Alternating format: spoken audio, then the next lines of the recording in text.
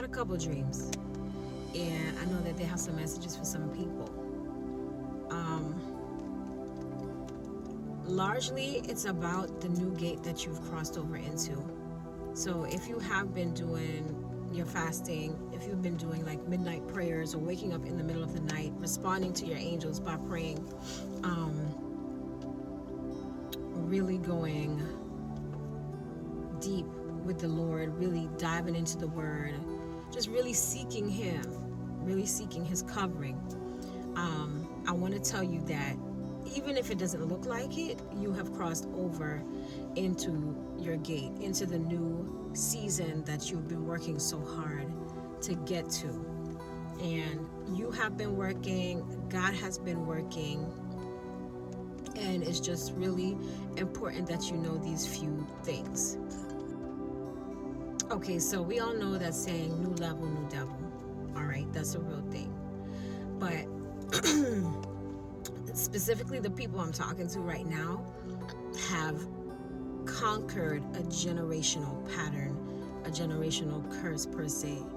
And you've stood your ground, you have been brave, you've been confrontational, you've been tearing down anything that's been standing in your way, whether it's external or internal. So you've been doing a lot of what they call inner work, really examining yourself, using your discernment, and really, picking different pieces of yourself apart, because you know that there are things that you need to change within yourself, within your bloodline, that you don't want to pass on, or you don't want it to influence where you're going. All right. So with that being said, as you cross over into the new gate, there may be new devils. And I'm not, the way my dream was set up, I'm not even going to say that these are big giants in the land this time. Because this is a level that you've never gotten to before, and because this is a level that your ancestors have never gotten to before, what's there isn't a giant yet. And this is the only way, I don't know, I might have to tell you the actual dream, the pieces of the dream that led me to this discernment. There was a lizard, a monitoring spirit. There was a lizard. And in the dream, I kept spraying him, like with a watery substance. I think it was water. In the dream, I believed it was water. But I thought it was going to kill him.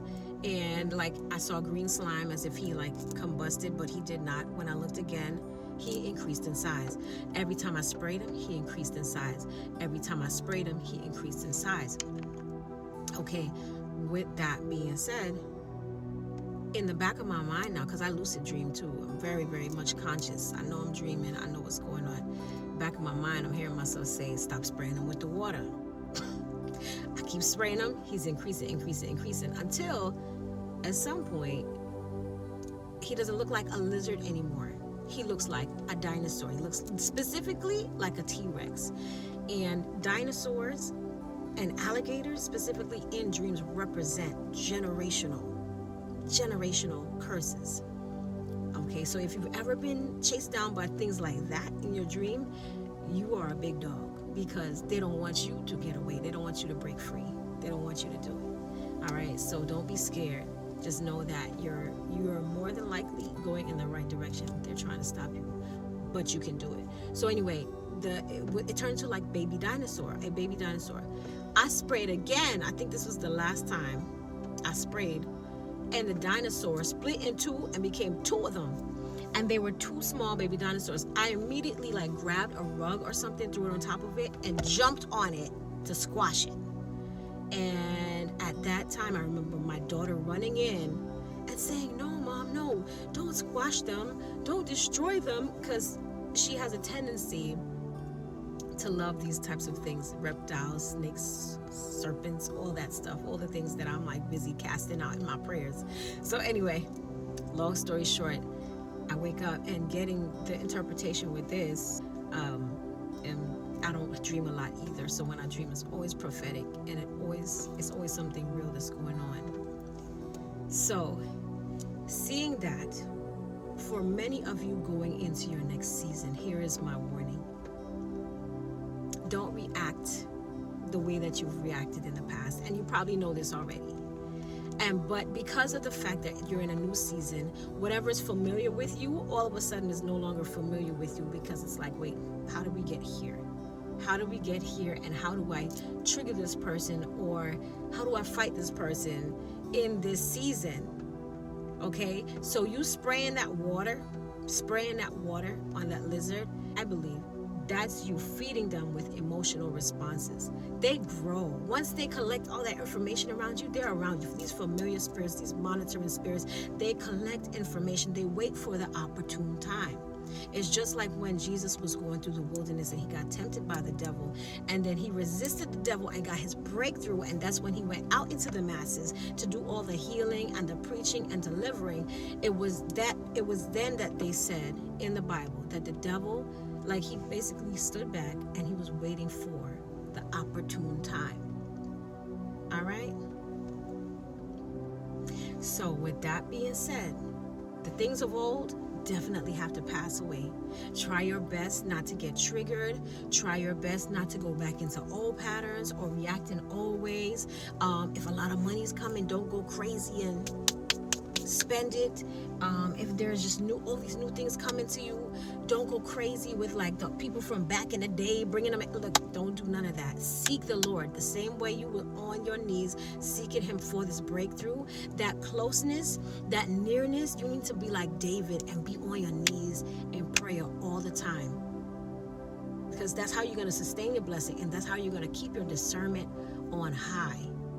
That's how you're going to get your messages and keep your angels close by. You want your angels closer to you than any other familiar spirits. You want your angels so close to you that nothing else has the room to approach you in this season. And I decree and I declare, based on the dream that I saw, that you are so advanced right now, and you are advancing yourself so much right now, that whatever it is that is trying to come back in to try to monitor you once again, to try to lay down curses once again, to try to trick you like they tricked their ancestors in order to get themselves back in to your genetic code, into your bloodline. I decree and declare that you are going to see them. You are going to rebuke them. They're not going to have any access. All the gates are closed. Okay? All the gates are closed. No more. Nothing more from them. Only Jehovah. Only God. Only God. Jehovah Rapha on your life. The healer, God my healer, is on your life. I pray that you sustain this energy, because I'm telling you, the reptiles, the serpents, the scorpions, they're under your foot. Literally, you squashed them. You destroyed them. You pulverized them. They're going to make attempts, don't get me wrong. But remember what God has taken you through to get you to this point right here.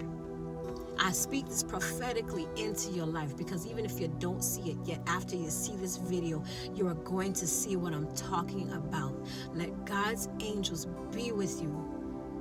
Hallelujah. And let the angel of the Lord chase your enemies far, far away from you. You're going to get into your prophetic Goshen. You're going to live in your garden.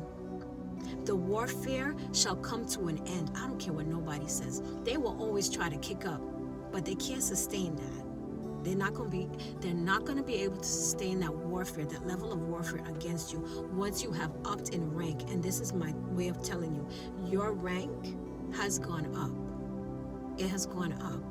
And there are a lot of people that are depending on you to achieve this level. And you're going to do it. And you're going to do it by grace. You're going to do it by grace. So it's not to toot my horn. It's not to toot your horn. Yes, we're doing work, but there's no amount of works that can sustain us or deliver us to this extent without God and his mercy and his grace. So anyway, be blessed. There's more to that dream that I'll put out on a separate post. I didn't even mean to go this far. But check me out on YouTube. I'm going to be doing a series on how to defeat witchcraft altars. And take care, okay? Enough love.